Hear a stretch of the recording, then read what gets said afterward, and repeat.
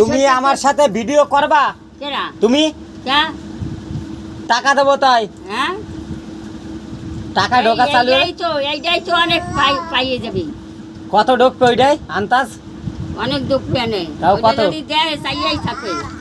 কইবে কি এইটা কোথার বুড়ি ডাল দিয়ে পিড়ে তারপরও হয়ে তুললে রাখছে।